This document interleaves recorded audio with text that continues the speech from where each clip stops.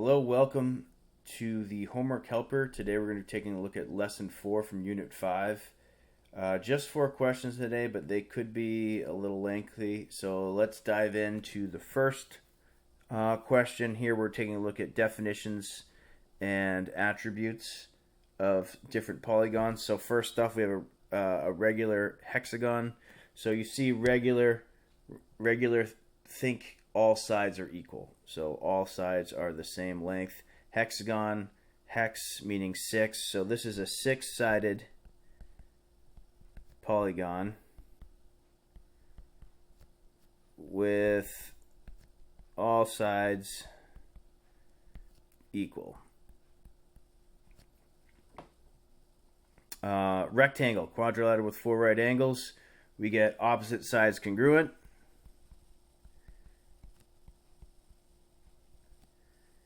Or equal. All right, equal. And then the diagonals are congruent.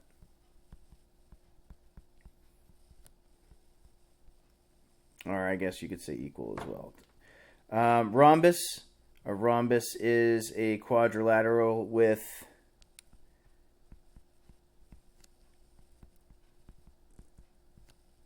with 4 congruent sides or 4 equal sides.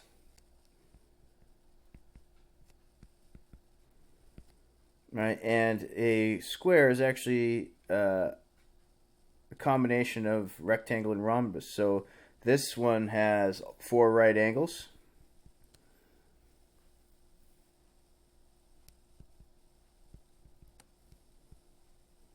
Right, and since they're all right angles, those are also congruent.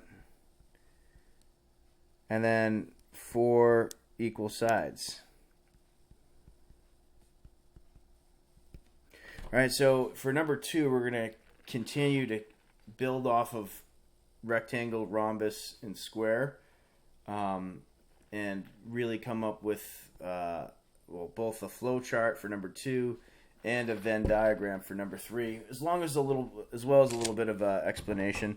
So here, the general shape that we're starting with is a parallelogram. And a parallelogram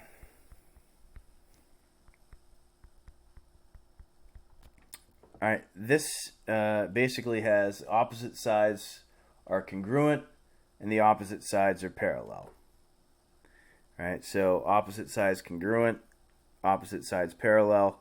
And a parallelogram can be broken by two conditions here. So the first is if all sides are equal or congruent. And the second is all angles are congruent. And if they are, that means that they got to be 90 degrees. So if all sides are congruent, that's going to give us a rhombus. So that goes here. If all angles are congruent, that's going to give us a rectangle. And that goes here. Now, if we have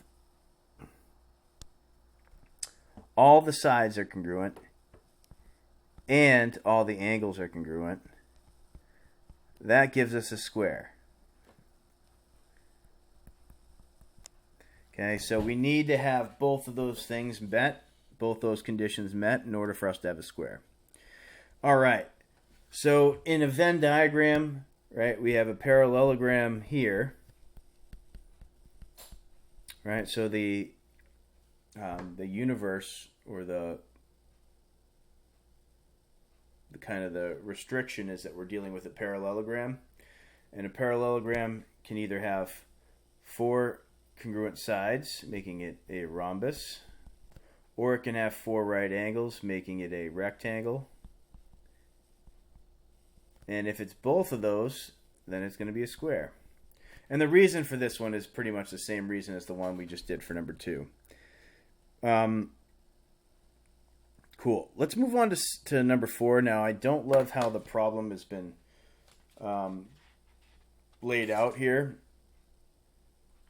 So it might be different in the text, but in my copy, I get the diagram up here and then the statements below. And here we're just going to create a flowchart. I'm going to resketch out to the best I can. So there's the center, there's B, center A. That's actually not that bad. So this is C and D.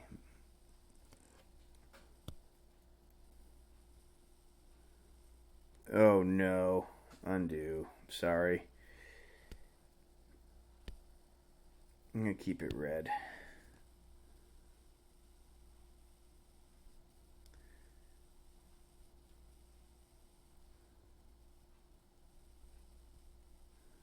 All right, so here's a sketch of what just so I don't have to keep scrolling back up. Now,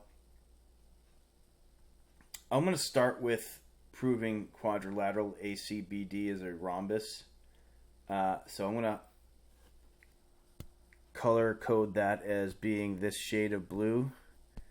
So you can follow along. I'm just going to make arrows to do this. So basically what we need to do for this first one is we need to show that all four of these sides are congruent to each other.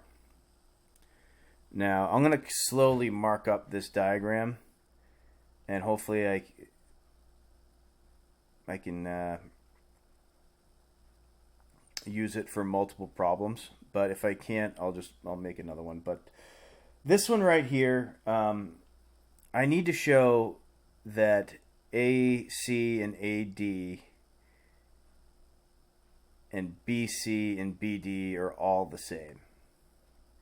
So this one's just going to be kind of down the side here. So AC and AD and BC and BD are all going to be part of my equation. So what I've shown so far is I've shown that we have two sets of congruent sides, right? So, and the reason for this, right, is that this is a radii. These are all radii. So all radii are congruent. So definition of radii, I don't have a lot of space to write. And because of the given that the circles are congruent, we can also say that the radii are all congruent because you got radii of congruent congruent circles are congruent.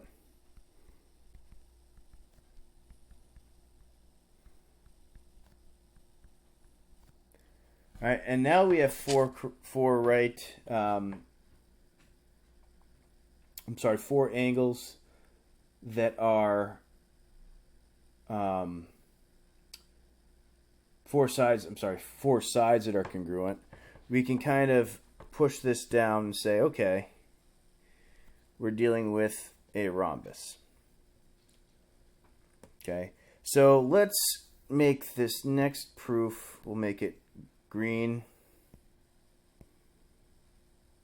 Okay, so we're going to be using green arrows here.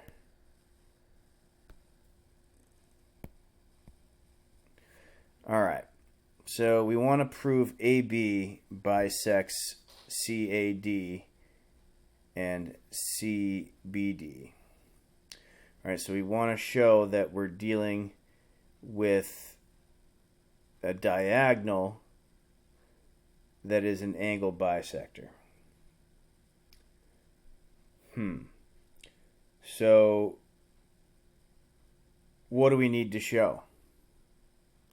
Well, we need to show that we have,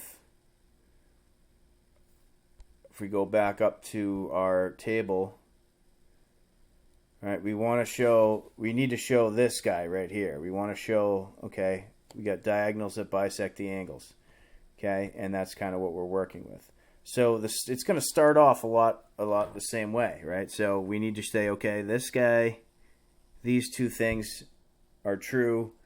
That leads us here. Okay, and now we have something that we can work on. So we get four congruent sides. Let's see if I can't get rid of. No, I don't want to erase all of it. I just want to erase a little bit. Okay. So we have four congruent sides.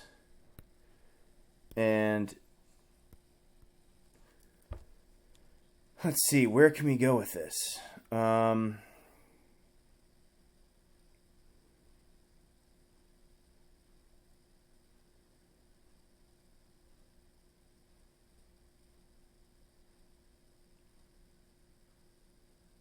Let's see.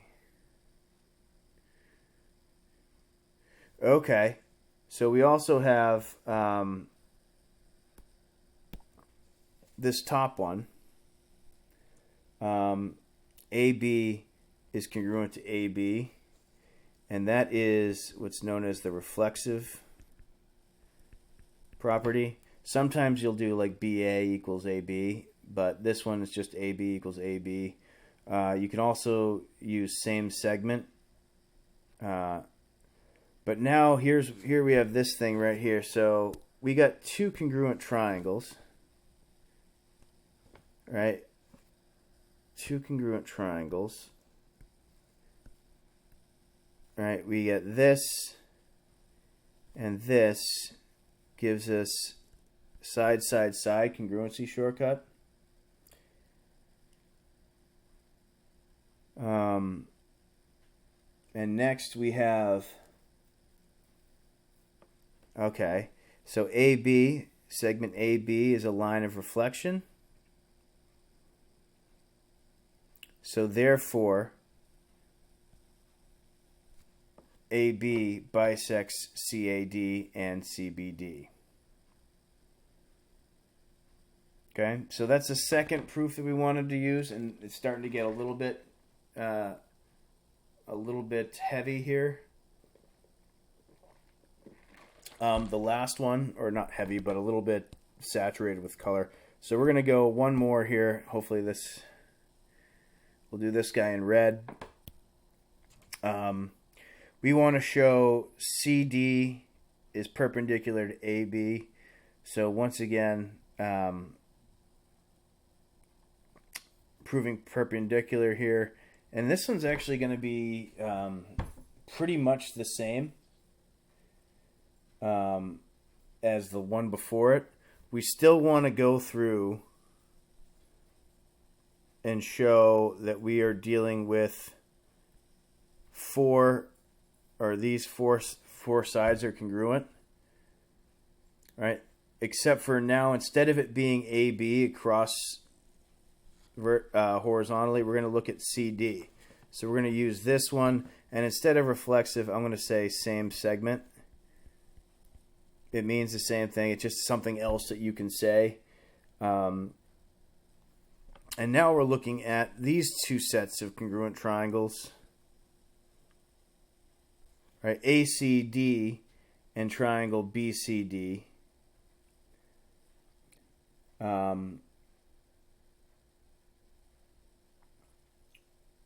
Right, we can say that CD is a line of reflection, and therefore we have CD is perpendicular to AB.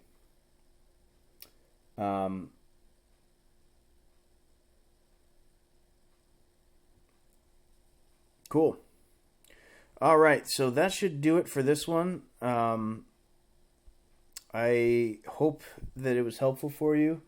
One thing to add on to this one, which hopefully will make some more sense. Let me go back and see if I can find it now. I've been scrolling through here. Is one thing to note. If you have congruent triangles that share a side, right? You have congruent triangles in general. We have CPCTC, corresponding parts to congruent triangles are congruent. So when we have triangles that share a side, then that side, right, is known. So we have congruent triangles that share a side. Say congruent triangles share a side. Then that side is a line of reflection.